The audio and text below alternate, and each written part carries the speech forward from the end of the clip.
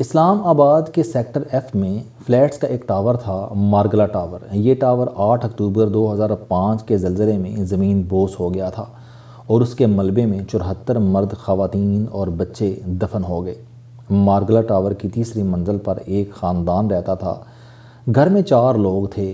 گھر کا مالک، ان کی بیگم، والدہ اور 13 سال کا بیٹا۔ یہ خاندان بھی ملبے میں دب گیا۔ صاحب خانہ کو ہوش آیا تو اس نے خود کو ایک ستون کے قریب گرا پایا۔ بیوی کو آواز دی، بیوی بھی زندہ تھی۔ والدہ اور بیٹے کو بلایا، وہ دونوں معمولی زخمی تھے۔ یہ چاروں لوگ چند گز کے فاصلے پر تھے، مگر ملبے کی وجہ سے ایک دوسرے کو دیکھ نہیں سکتے تھے۔ صاحب خانہ کو اچانک یاد آیا کہ ان کا موبائل فون ان کی جیب میں ہے۔ انہوں نے آڑے ترچھے ہو کر جیب میں ہاتھ ڈالا، موبائل فون نکال کر دیکھا، فون آن بھی تھا اور سگنل بھی موجود تھے۔ صاحب خانہ نے دوست احباب کو فون کرنا شروع کر دیا۔ دوستوں کو اطلاع ہوئی تو یہ گھروں سے نکل کھڑے ہوئے۔ ریسکیو ورکر بھی ٹاور پہنچ گئے۔ وہ صاحب فون آن کرتے، دوستوں کو گائیڈ کرتے اور بیٹری بچانے کے لیے فون بند کر دیتے۔ دوست ریسکیو ورکرز کو ان کی لوکیشن سمجھا دیتے۔ یہ سلسلہ 2 دن جاری رہا، یہاں تک کہ ریسکیو ورکرز ان تک پہنچ گئے۔ خاندان بچا لیا گیا۔ یہ خاندان اللہ کے کرم اور موبائل فون کی وجہ سے سلامت رہا۔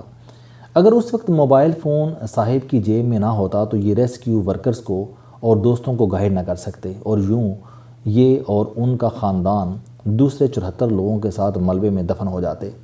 میں نے اس خاندان کی یہ کہانی 2005 میں پڑھی اور میں نے اس کے بعد یہ معمول بنا لیا کہ میں اپنا فون ہر وقت ساتھ بھی رکھتا ہوں اور چارج بھی رکھتا ہوں۔ میں رات سونے سے قبل فون چارج کرتا ہوں اور اسے سرہانے کے نیچے رکھ کر سوتا ہوں۔ میں فون باتھ روم میں بھی ساتھ لے کر جاتا ہوں۔ میرا آپ کو مشورہ ہے کہ آپ بھی یہ معمول بنا لیں، کیونکہ اس معمول کی وجہ سے آپ کسی بھی ایمرجنسی میں اپنے دوست احباب سے رابطہ کر سکیں گے۔ میں نے زندگی میں بے شمار لوگوں کو باتھ روم میں پھنسے ہوئے دیکھا۔ لوگ فرش پر گر جاتے ہیں، زخمی ہوتے ہیں اور باہر بیٹھے لوگوں کو اطلاع تک نہیں ہوتی۔ ہمارے باتھ رومز کے دروازے بھی بعض اوقات جیم ہو جاتے ہیں، یا دروازہ کھولتے وقت ان کا ہینڈل نکل جاتا ہے، یا ہم نے پورے جسم پر صابن لگایا ہوا ہوتا ہے اور پانی ختم ہو جاتا ہے۔ ہمارے پاس اگر اس صورتحال میں موبائل فون ہوگا تو ہم کسی نہ کسی شخص کو اطلاع کر دیں گے، ورنہ دوسری صورت میں ہم ہوں گے اور ہماری ابتر حالت ہوگی۔ میں اپنا فون ہمیشہ سائلنٹ رکھتا ہوں۔ اس کی بے وجہ ٹینشن ہے۔ میں محسوس کرتا ہوں کہ ہم میں سے 90% لوگ دوسروں کو بلا وجہ فون کرتے ہیں۔ آپ کسی روز دن بھر موصول ہونے والی کالز کا ڈیٹا بنائیے۔ آپ دیکھیں گے کہ آپ کو موصول ہونے والی 90% کالز بلا ضرورت اور بلا وجہ تھیں۔ ہم فون پر بات بھی اونچی آواز میں کرتے ہیں۔ آپ اپنے ارد گرد دیکھیے، وہاں اگر 5 لوگ ہیں تو ان میں سے 2 یا 3 لوگوں کے فون مسلسل بج رہے ہوں گے اور وہ ہاں جی کا نعرہ لگا کر پورے ماحول کو آلودہ کر رہے ہوں گے۔ آپ کسی جگہ چلے جائیں، آپ وہاں موبائل کی گھنٹی ضرور سنیں گے۔ یہ گھنٹیاں لوگوں کے اعصاب پر برے اثرات مرتب کر رہی ہیں۔ آپ بھی میری طرح اپنا فون سائلنٹ کر دیجئے۔ آپ کو بھی اپنے مسائل کم ہوتے نظر آئیں گے۔ میں ہمیشہ کال بیک کرتا ہوں۔ اس سے میرے فون کے بجٹ میں 50% اضافہ تو ہو جاتا ہے، لیکن زندگی میں 100% سکون آ جاتا ہے۔ یہ ہماری زندگی کی چھوٹی چھوٹی باتیں ہیں۔ ہم ان باتوں سے زندگی کو زیادہ بہترین بنا سکتے ہیں۔ مثلا میرے دوستوں نے گاڑیوں میں ایک اضافی فون رکھا ہوا ہے۔ یہ فون سستا ہوتا ہے، یہ ہر وقت چارج اور آن رہتا ہے۔ یہ نمبر صرف خاندان اور چند قریبی دوستوں کے پاس ہوتا ہے۔ یہ ایمرجنسی فون ہے۔ آپ بھی گاڑیوں یا موٹر سائیکل میں ایمرجنسی فون رکھیں۔ یہ فون ایمرجنسی میں آپ کا معاون ثابت ہوگا۔ آپ خواہ کسی بھی عمر کے انسان ہیں، آپ تھیلا، بیگ یا بریف کیس کو اپنی زندگی کا حصہ بنا لیں۔ آپ کا ہینڈ بیگ آپ کا بہترین دوست ثابت ہوگا۔ آپ بیگ میں اپنی تمام ضروری اشیاء رکھیں۔ آپ اس میں تھوڑی سی نقدی رکھ لیں۔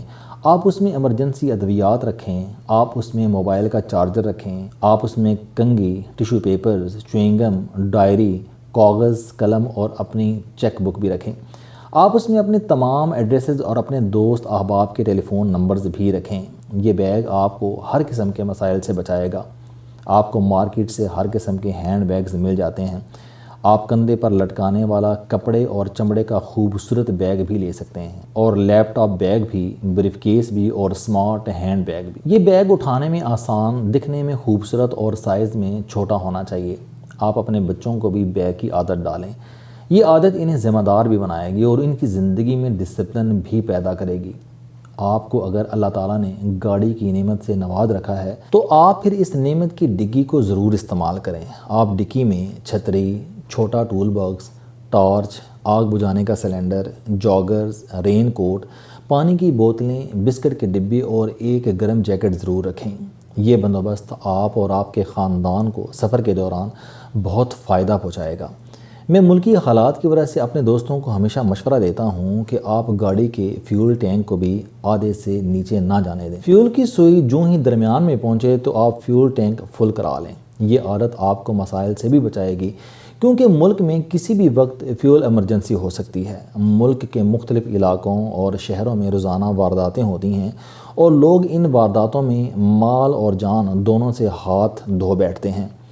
ہمیں حالات کو ذہن میں رکھ کر چند چھوٹے چھوٹے اقدامات کرنے چاہیے۔ مثلا ہمیں دروازوں کی کنڈیاں مضبوط کر لینی چاہیے۔ گھر کا مرکزی گیٹ دن کے وقت بھی بند رہنا چاہیے۔ آپ پوچھے بغیر کبھی دروازہ نہ کھولیں۔ گھر میں بھی دروازے بند کر کے سوئیں۔ کھڑکیوں پر لوہے کی مضبوط سلاخیں لگائیں، اور اگر افورڈ کر سکتے ہیں تو گھر کے کسی کونے میں ایک مضبوط ایمرجنسی روم بھی ضرور بنوائیں، تاکہ ایمرجنسی میں آپ پورے خاندان کے ساتھ اس کمرے میں پناہ گزیر ہو جائیں۔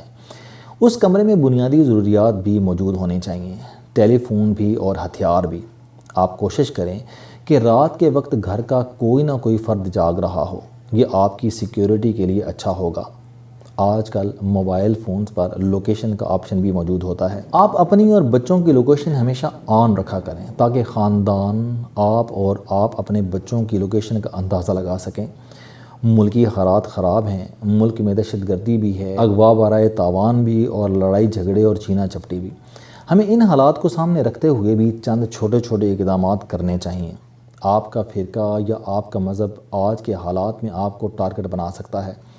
آپ اگر عارضی طور پر ایسے اقدامات کر لیں جس سے دوسروں کو آپ کے مذہب یا فرقے کا اندازہ نہ ہو سکے، تو یہ آپ، خاندان اور معاشرے تینوں کے لیے بہتر ہوگا۔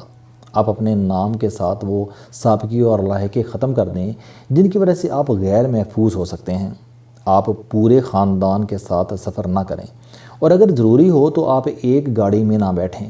خاندان کو 2 حصوں میں تقسیم کریں اور انہیں 2 ٹیکسیوں، 2 رکشوں، 2 بسوں، 2 ٹرینوں اور 2 گاڑیوں میں سوار کریں۔ آپ کے بجٹ میں تو یقیناً اضافہ ہو جائے گا، لیکن جان کی سلامتی بہرحال رقم سے زیادہ قیمتی ہوتی ہے۔ آپ ہڑتالوں کے دنوں میں گھروں سے نہ نکلیں، مظاہروں کی جگہوں پر کبھی نہ جائیں۔ میں نے مظاہروں کے دوران ہمیشہ بے گناہ لوگوں کو زخمی ہوتے اور مرتے دیکھا۔ مظاہرین زیادہ تر عام لوگوں کی گاڑیاں توڑتے ہیں۔ آپ ایسی جگہوں سے بچ کر رہیں۔ آپ کوشش کریں کہ آپ کے بچے باہر نہ جائیں۔ آپ گھر کے اندر ان کے بیٹھنے، کھیلنے اور ٹی وی دیکھنے کی جگہ بنا دیں۔ آپ انہیں اپنے دوستوں کو گھر بلانے کی اجازت دے دیں۔ بچوں کے دوستوں کے والدین کا نام، پتہ اور ٹیلی فون نمبر لے لیں۔ آپ کے بچے کا کوئی دوست جب آپ کے گھر آئے تو آپ ان کے والد کو فون کر کے اطلاع کر دیں۔ آپ کا فون بچے کے والدین کو بھی مطمئن کر دے گا، اور آپ اپنے بچے کے دوستوں کے بیک گراؤنڈ سے بھی مطمئن ہو جائیں گے۔ آپ دوسرے والدین کو بھی یہ عادت ڈالیں، وہ بھی آپ کو فون کر کے اطلاع دیں۔ والدین کی یہ سوشل نیٹ ورکنگ بچوں کے مستقبل کے لیے بہتر ہوگی۔ اور آخری بات، آپ کوشش کریں کہ آپ اپنی آمدنی کا کم از کم 20% حصہ بچا کر رکھیں۔ یہ بچت آپ کو آسودگی بھی دے گی، اعتماد بھی اور حوصلہ بھی۔ آپ اگر اپنی آمدنی میں بچت نہیں کر سکتے تو آپ بچت کرنے کے لیے اضافی کام کریں۔ آپ پارٹ ٹائم کام کریں اور اس پارٹ ٹائم کام سے حاصل ہونے والی آمدنی بچا کر رکھیں۔ یہ بچی ہوئی آمدنی آپ کو درجنوں مسائل سے بچائے گی۔ یہ چھوٹی چھوٹی باتیں میرا ذاتی اور میرے دوستوں کا تجربہ ہے۔ ہم نے ان چھوٹی چھوٹی باتوں سے زندگی کے بے شمار سکھ حاصل کیے ہیں۔ آپ بھی کر سکتے ہیں۔ السلام علیکم۔ آپ اسٹوڈنٹ ہیں، کوئی جاب کرتے ہیں، کاروبار کرتے ہیں، یا پھر آپ گھریلو زندگی گزار رہے ہیں۔ اگر آپ اپنی زندگی کو بدلنا چاہتے ہیں تو اس چینل علم دوستی پر آپ زندگی میں کامیابی کے لیے جاوید چوہدری صاحب کے موٹیویشنل، سوشل، سیلف ڈسکوری سے ریلیٹڈ اور صحت سے متعلق بے شمار کالم سن سکتے ہیں۔ میرا دعویٰ ہے کہ یہ چینل آپ کی زندگی بدل دے گا۔ اس چینل کا مقصد اچھی باتیں معاشرے میں پھیلانا ہے، اور اچھی بات کو دوسروں تک پہنچانا صدقہ جاریہ ہے۔